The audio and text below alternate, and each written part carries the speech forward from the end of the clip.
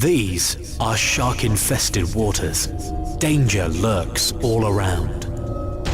There are sharks circling you right now. Is this the Pacific? The South China Sea? No. This is the business insurance industry. Don't take chances with your business insurance. Call High House Insurance, your local business insurance experts. We don't pay to be on comparison websites, so your premiums are better value. For a free no-obligation quote, call Selsey 606 552. High House, local, reliable insurance. High Street, Selsey. Hello and welcome once again to Selsey Internet Radio. My name's Keith Barnes and my first guest in the studio this morning is Jean Pratt, and Jean's going to be telling us what's going on in and around the village stroke town. I've been pulled up on it for the coming week. So over to you, Jean. Hello, Keith, and hello everyone.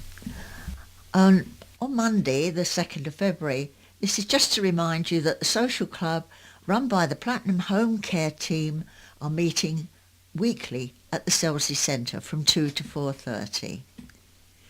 Tuesday, the 3rd of February, the Fibromyalgia Support Group invites you to join them at 12 noon at the Fisherman's Joy. Lots of laughs and social events. You can meet others who live with FMS.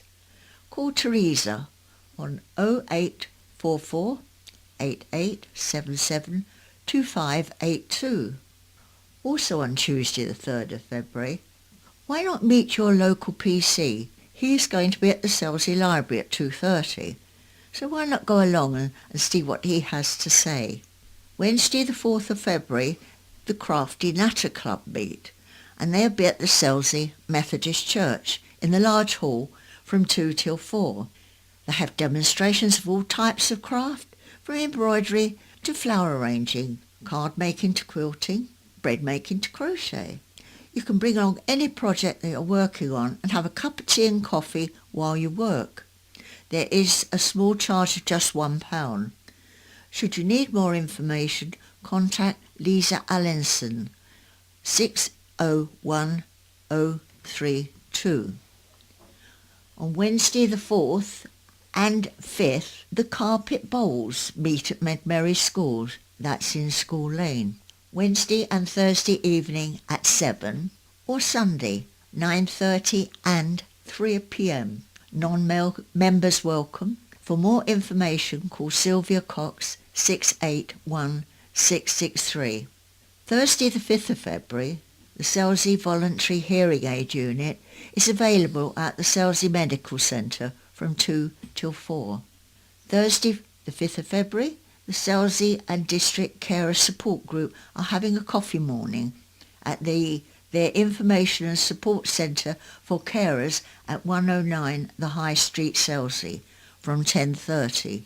Everybody is welcome. Also on Thursday, the 5th of February, Seal Island WI are meeting at the Selsey Centre at 7:30 p.m. All ladies are welcome. For more information, contact 605673. And also again on Thursday, there is a whist drive at the Selsey Club, Cox's Road, starting at 7:30. On Friday the 6th of February, the Derby and Joan Club meet at St Peter's Church Hall, 2 till 4. Why not go along and have a cup of tea and a game of bingo? For more information, call Jill Evenden, 604187. Saturday the 7th of February, the Venture Club, adjacent to the co-op, are having a garage sale from 9 till 12. And also the Scouts on Saturday are having their charity shop open in School Lane, and that will be open from 10 till 12. On Sunday the 8th of February, there's the tabletop sale at the Selsey Centre. That's all for this week. Thank you very much. Bye. Thank you for that, Jean. You know, there's one of those items that tickles me every time I hear it, and I think I could probably join that, and that's the Crafty Natter Club. But I realise, of course, every time I think about it, it's the Crafty Natter Club, so get along there, they're doing well. Well, thank you as always, Jean, and we look forward to hearing from you again next week. Bye for now. My next guest in the studio today is a lady called Liz Watson. Now, Liz is one of the fundraisers for Selsey Community First Responders. Now, you may be like me and think that Selsey First Responders are part of the NHS service because you see them responding in an emergency to people that are unwell in and around the village, but they're not. These people are all volunteers, and every penny that's spent in running that service comes from voluntary donations. So we're going to have a chat to Liz today and see if we can find out a little bit more about Selsey First Responders. Liz, welcome. Hello. When did Selsey First Responders start, Liz? 2003. 2003, so they've been going, best part of getting on for 12 years. And whose idea was it? Or where did the idea spring from? It came from America because they have problems with traffic flow, and so many people were dying in America because they couldn't get the ambulances to them in time. And then it grew and went all over the world, and that's where we get ours from. And were they originally funded, or has it always been? I don't believe they were funded. It was a charity thing. Now, most people, and I have to say I was one of them, don't really understand how this works.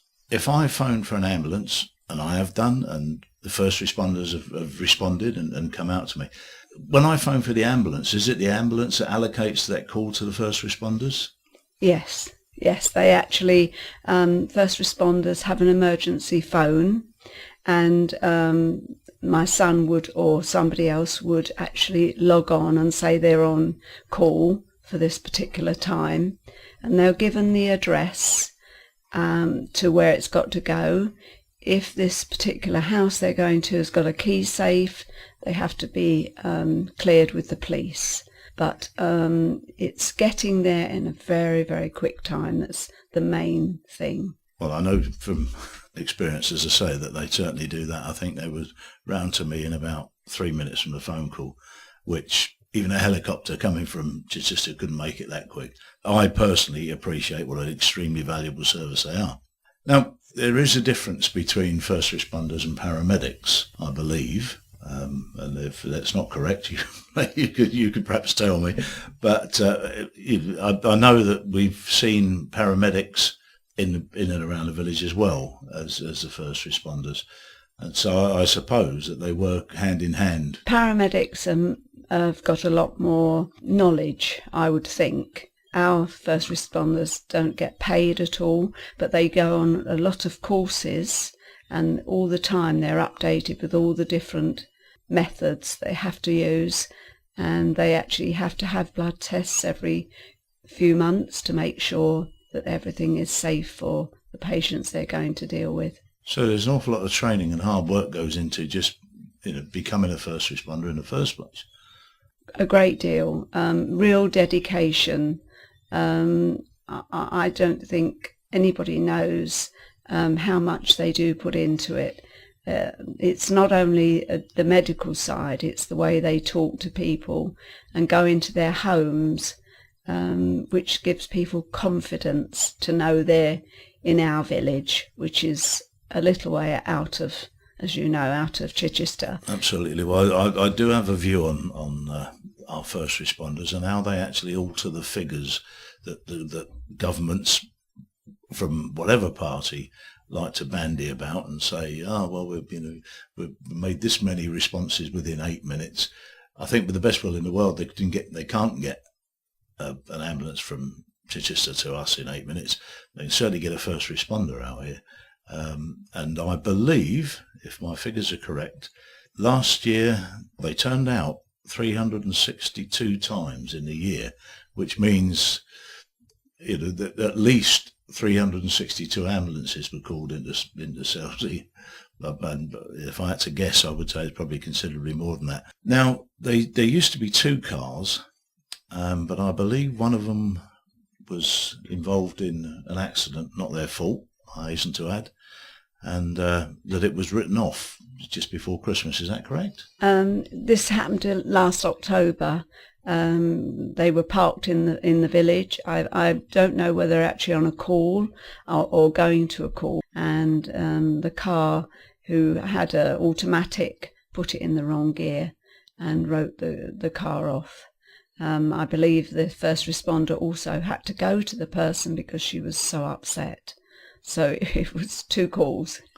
And still waiting for the insurance to pay out on that? They have paid out, but it isn't nearly enough to get another car and have its sign written and everything else. It just wouldn't be worth getting a car with the sort of money we got, because it wouldn't be reliable. No, I mean, reliability, of course, is the key issue. Yes. I mean, if the first responders are going to turn up after the ambulance, it's all a bit of a waste of time, just because the car wouldn't start or something like that. And which in itself is very much a problem, because running around the village, it's all short journeys, and that doesn't do any car any good. And it takes its toll on the battery, because the battery never gets a chance to really charge up, and so that is fraught with problems. And having a new car obviously is a better proposition for reliability, and of course for servicing and stuff like that. There was an instance on Christmas Day. Somebody went out to respond to an incident, and the paramedic came to the house afterwards, and so that released the first responder. And by the time they'd come out of the house, they had another call, but unfortunately the battery had gone on the car and it wouldn't start. But once again, the actual paramedic could go to that call, but if they hadn't have been in the area at that time, that would have been somebody who wouldn't have missed a call, because they only had the one car at that time, which wasn't any good. This is why you need another car as a backup at least. Absolutely, yes. Yeah. And at the moment, I believe you're doing your best to raise funds for the new car, or for money to put to what the insurance paid out for the purchase of a new car, or of course if there's any garages listening that would like to do some sort of sponsorship deal and supply a new car with their name all over it, I think that can be discussed, and we'll be absolutely pleased to hear from you. The same goes for servicing. If anybody would like to assist with servicing, that's another thing you could consider. Now, you're going to need to raise, I would guess, a total of about £8,000 for the purchase of the car. And yes, it isn't only the car we need money for. We need money for other things as well, which are quite important. They get their equipment, but because they use their own cars, if they have to go out at night on a call, they need something on their cars to show that they are a first responder, because it's dark, and which can make it a little bit intimidating for neighbours if they could see there's just an ordinary car pulling up outside a property. So we need things to go on the other cars that we can show that these are cars being used by first responders, some sort of placard or something, and it all costs money. Absolutely. And of course, in Selsey, where we turn some of the street lights off at midnight or whatever, it's very much it's a security issue, because if a neighbour's looking out and knows that their neighbour is perhaps unwell and sees an unmarked car parked outside, they may phone the police, and the police come out and then find out it's the first responder who's doing nothing but good. So yeah, I can understand the need for that. We need to be able to identify the cars. Yes. So there's more expense. Yes. So all in all, it's quite an expensive operation. Oh, it obviously. is. Yeah. We just, people in Selsey are so amazing. We've had amazing response, which we can't believe. But it is your first responders. Well, as I say, I have personal experience of it, and I know at least one of my colleagues in the studio here has also got first-hand experience of it, so we fully appreciate the value of the first responders, and obviously we'll do whatever we can do to assist you in raising any funds. Thank you. Now, I believe you've got a couple of up-and-coming fundraising events that people should know about. Yes, we have. It's on Valentine's Day, and it's at the Selsey Centre in the afternoon from 2:30 to 4:30. It's a cream tea. Everything is homemade, and we are having a fancy dress for the children. because the first responders are demonstrating medical equipment on this day. We thought it would be a good idea to bring a young person's into the thing, because if ever they had to have some sort of medical thing, they wouldn't be so scared. We also have Careline coming, and we're going to have some music, which will be quite nice. It will be a really fun day, and we think we can do such a lot with this money, which will not only be a nice day, but will raise what we need. Please come.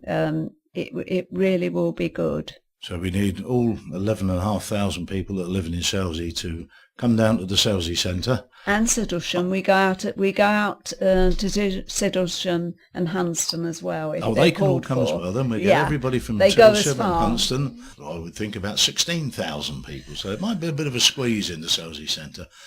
But seriously, folks, you need to get yourselves down there and have a wonderful cream tea, listen to a bit of good music, have fun with the kids. There's a whole load of stuff going on. And most importantly, raise some funds for Selsey First Responders. I promise you, you never know when you're going to need them. Well, thanks for coming in, Liz, chatting with us and giving us a bit of an insight into what goes on. And of course, we wish you well with the fundraising events, with this cream tea, and I believe also the cabaret night that's taking place in the town hall on the 7th of March, which you can get your tickets for from High House Insurance in the High Street. They're going to see Neil, and he'd be only too pleased to sell you some tickets for that. The funds for that night are going to be split 50-50 between Macmillan Cancer Support and Selsey First Responders. So going to two good causes, nearly couldn't say that, and raising loads of funds, hopefully. Right. Well, thanks for coming in, Liz. And Can I just add something else? Certainly. Neil has very kindly said that whatever is raised on that night, the music night, he will double. Yes, that's absolutely correct. Neil, being his usual generous self, has told me that whatever funds we raise on that evening, he will match what is raised for the Selsey First Responders. So we need as many people as we can get in there, and tickets are very limited. So you need to get in early and get your tickets for that and help out a local good cause. Now, just as an addendum to what Liz was telling us there, I do happen to know that it costs about £2,500 a year to keep Selsey First Responders in action. Now, that's not including the cost of the cars, but it does include car insurance, servicing, about £700 a year on fuel, about £200 a year for uniforms, and with the rest made up from ancillary items. So it costs about £2,500 a year to keep Selsey First Responders going. And if, like me, you've suffered from heart trouble or anything along those lines, and you've had problems at home and you need an ambulance urgently, if you had £2,500 in your pocket at the time, you'd almost certainly give it to the guy that could get there first. And we cannot put a price or a value on the service that these guys provide, or guys and gals. I don't know if there's any ladies involved, but anyway, we cannot put a price on the service that they provide. And I urge everybody to dig as deep as you can and just give whatever you can so that we can keep this service going. Right, now on a lighter note, we go across to Keithy's kitchen for this week's recipe.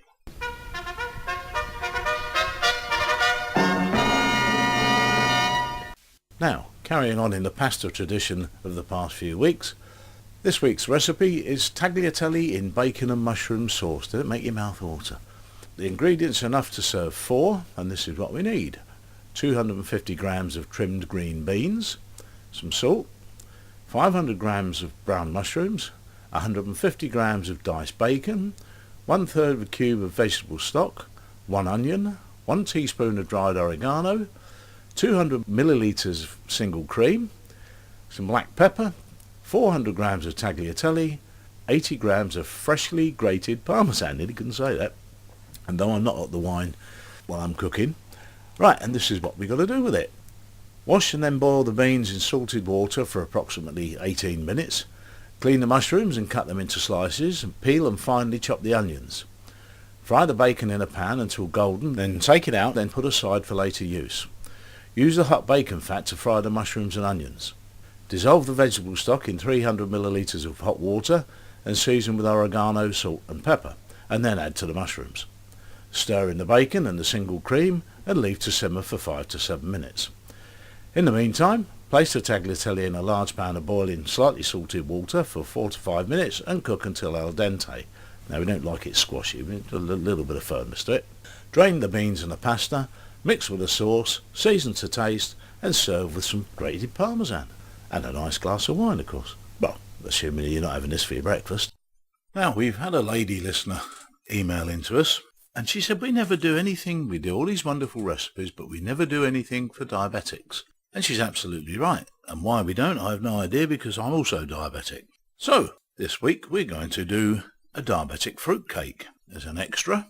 And what we need is 8 grams of artificial sweetener, 80 ml of orange juice, 110 grams of dried cranberries, chop them up, 165 grams of sultanas, half a teaspoon of salt, 175 grams of walnuts, chopped up also, 240 grams of tinned pineapple, crush that up, 25 grams of grated lemon peel, 75 grams of desiccated coconut, 1 teaspoon of ground mace, 1 teaspoon of ground allspice, 1 teaspoonful of bicarbonate of soda and 200 grams of plain flour. And this is what we do with it. We preheat the oven to 170 degrees centigrade or gas mark 3. Grease and flour a loaf tin. Mix the artificial sweetener with the orange juice and pour that over the chopped cranberries and let that soak for an hour, giving it a good stir around regularly. Mix the sultanas, walnuts, coconut, grated lemon into the flour until well coated. Add the cranberries and orange juice mixture. Sprinkle the bicarbonate of soda over the mixture and mix. Stir in the spices and pineapple. Pour the mixture into a greased and floured 23 centimetre loaf tin and bake for 40 minutes. Now please allow this to cool before eating, but not for too long. Get yourself a nice cup of tea, a great big chunk of fruitcake, put your feet up and tune in to Selsey Internet Radio. Right, well that's it for recipes for this week. I look forward to seeing what we can rustle up for next week. In the studio with me now, I have Giles Peare. Now, Giles has been away on holiday before Christmas to Ireland, and he's been gadding about off to Paris for an evening, would you believe? But he's back with us now, and he's got some tips for us On what we should be thinking about doing in and around the garden in the coming weeks. Giles. Hello, hi there. Nice to see you. Nice to be back. I've been around a little, but it's nice to be back here again, and very nice to see you again. Well, thank you very much. And now I'll give a few little bits and pieces. Obviously, it's great this time of year. It's now good because the shortest day is gone, thank God, and we can really.